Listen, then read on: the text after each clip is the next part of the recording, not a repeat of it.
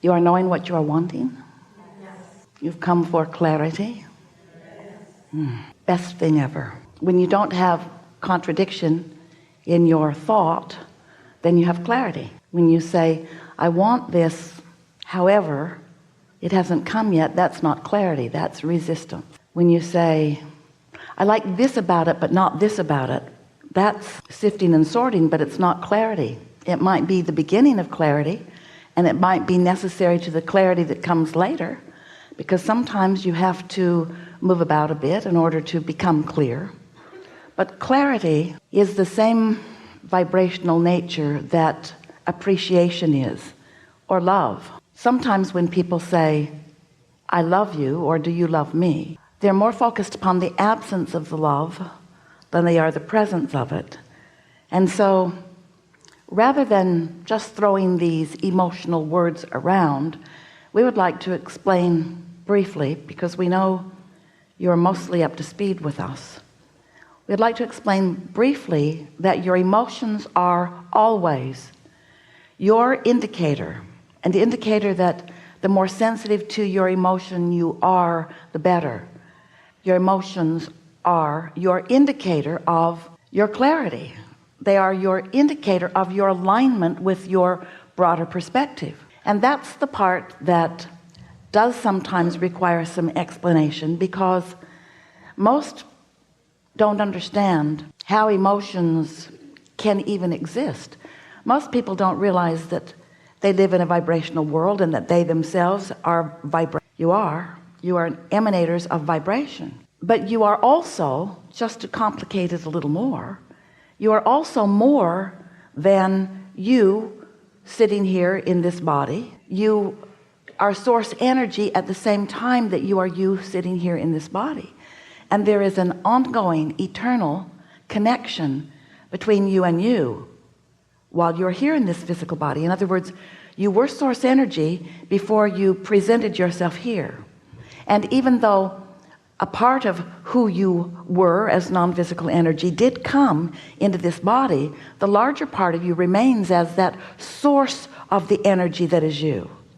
So that non-physical part of you, sometimes humans refer to that part of you as your soul, and we think that's a perfectly fine label.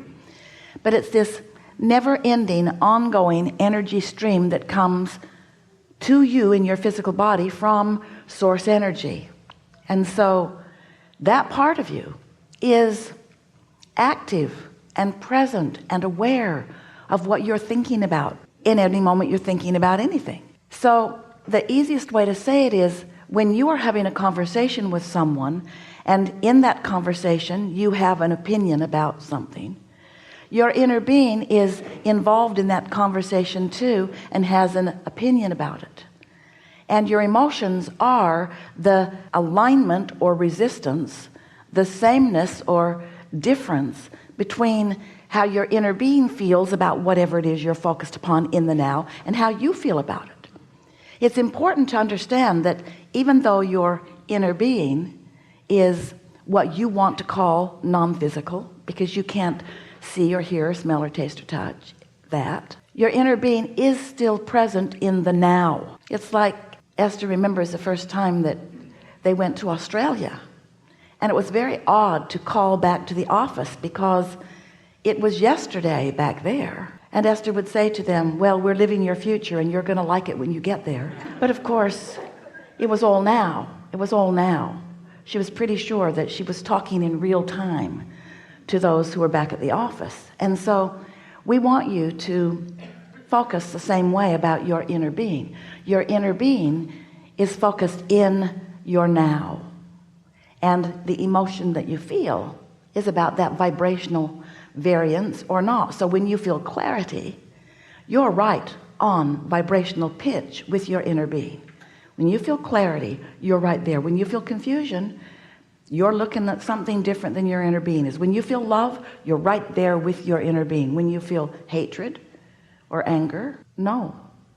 When you feel stability, yes, same as your inner being. When you feel unsteadiness, not the same.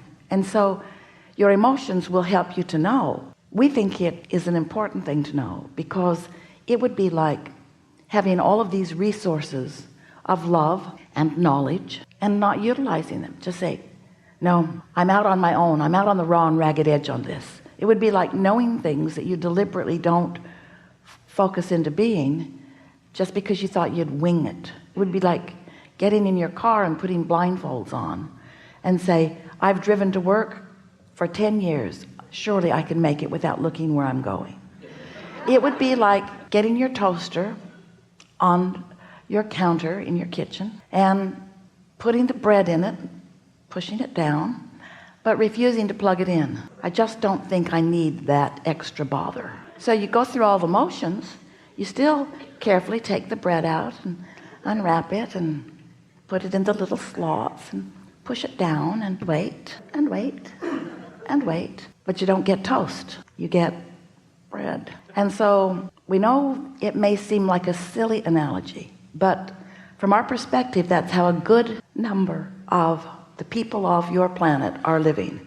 They're not plugged in. They're not tuned in, tapped in, turned on. They are not utilizing the resources. And it isn't because they don't want the clarity or the guidance or the help. It's that they've forgotten that they are vibrational and they don't know what their emotions are telling them. And here's a big reason.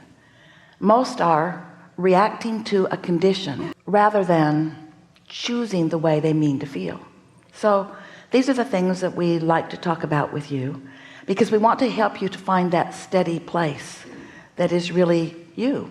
We want you to focus the fullness of who you are into your conversations, into the things that matter to you.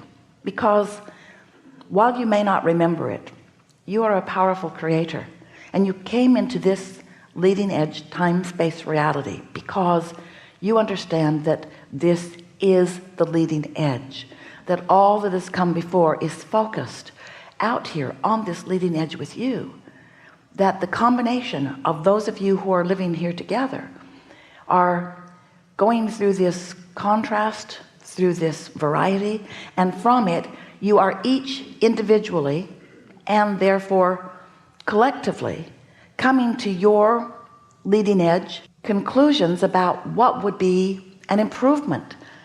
And even if you don't speak those words, you launch those vibrational rockets. They emanate from you constantly.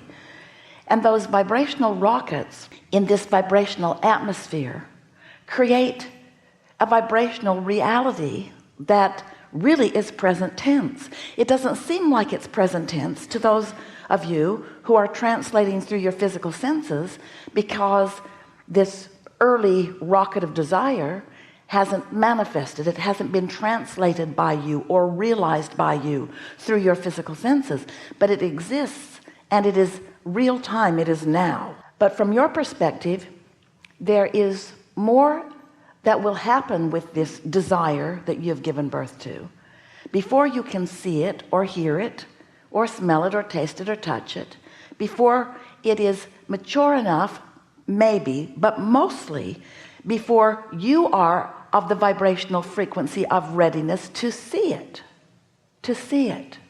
A woman told us a story last weekend. She wanted to come to this gathering, didn't have the money to come, either to travel or for the ticket, but she really wanted to come. So her desire was in a clear place, and she didn't let herself get discouraged. She talked about how she kept wanting to come and believing that she would while not knowing how. Now you see, that's a perfect vibrational stance, to hold a desire without weakening it with doubtful thoughts. She wasn't saying to herself, oh, I won't be able to make it, or I don't know where I will find the money. She was just saying simply, I want to attend. I want to be there. I want to be there. So we've been describing this like, picture a train track with a train on the track, and the track is on very level ground. It's not on a hill, it's on a level ground, and each time you identify a desire, it's like you plunk an engine, a strong engine, on this end of your track. But if at the same time that you identify your desire, you also add but I don't know how it's going to come about, or I can't possibly do that to it, you put an equal engine on the other end of the track. So now you've got two engines pulling against themselves, and it makes you feel tension, and it also keeps you from going toward what you want. But this girl did not do that. She had clear desire about what she wanted and did not put any engines on the other end of the track. And then she was walking with a friend through a park, and they were talking about law of attraction and about the seminar and high on life. And she looked in the leaves and she saw something that was sort of flickering and shiny, and she picked it up, and it was an earring, looked like a diamond. And her friend said, can't be real, look how big it is, it can't be real, it must be a CZ diamond. But it wasn't. It was a $9,000 diamond. And so she came to the seminar. At the same seminar, another girl is explaining to us that she also wanted to come, couldn't figure out how she was going to get here. We were in Chicago because she was in a different city, but a friend of hers hooked her up with some standby tickets. And so she went to the airport in her city, and this friend had managed to get her to be able to go through the security the fast way. And so she was feeling very good, and she went to the gate to get her seat assignment, but that flight was full, and since she was flying standby, she didn't get on. But she was still believing that she would, and so then the next flight came up, and she is still flying standby, but she didn't get on. And so now she is beginning to wonder. She calls her friend who's in another city, just getting ready to board her flight, and she says, well, so far I haven't gotten on. And her friend said, well, maybe you could fly to New York, because there are more flights from New York to Chicago. Maybe you could fly to New York, and then you could get to Chicago. So she went to the service center, and she is asking if she might fly to New York so that she might be able to get on a plane there. And the new ticket agent said, where are you trying to go? And she said, Chicago. And she said, wait a minute, I think I've got a plane going there. Hold on, let me look. And she had a plane that had just come out of service or something and was going to Chicago. And so she said, I can get you on. So the girl went to the gate, got on the airplane, and she was the only passenger on the plane. She said the flight attendants were all there, the pilots were all there. So the flight attendant stood right in front of her and did the safety announcement to her. And then the pilot came on the intercom and said, ma'am. So she managed to get a private jet to Chicago because she only had engines on the desired end of the train. And that's the thing we so want to explain to you. So now Esther is having lunch with her daughter and her grandchildren, and Esther is telling them these stories. And of course everyone loves these stories, because don't you love stories about how things are always working out for you? And don't you love knowing what it is that allows things to work out for you? Don't you want to be in that light, good feeling place? And so they all had lunch together, and then Tracy said, do you want dessert? And the kids said, not here. Can we go to McDonald's and get a soft ice cream cone? And then they began to laugh, and Kate showed a picture on her phone of a woman who was grimacing, and the caption said, this is what your face looks like when for the 1000th time the ice cream machine at McDonald's isn't working. And then they all laughed. They were having a fun time with it. And then they teased Esther about the time she took them all there and the machine was broken, and Esther said, but this is McDonald's. Esther couldn't believe that the machine was broken, and so they've been teasing Esther about her discord over that. So they drive about 10 minutes to the nearest McDonald's and place an order for Esther for iced tea, and an order for Tracy for an apple pie, and 2 large vanilla cones. And the woman says, I'm sorry, our ice cream machine is broken. And everyone laughs, because of course it is. Of all the McDonald's in the city, of course they would go to the one where it wasn't working, because law of attraction is always fair. But they're laughing about it, because they all know how law of attraction works. They all know that this is why they picked that particular place to go. And so they're going, and Tracy is paying, and they're trying to figure out where they might get ice cream, and the children are not wanting to go there or there or there. They wanted this one.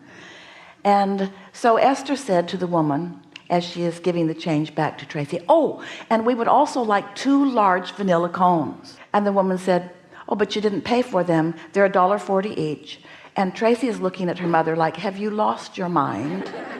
And Esther is just feeling playful and sure of herself.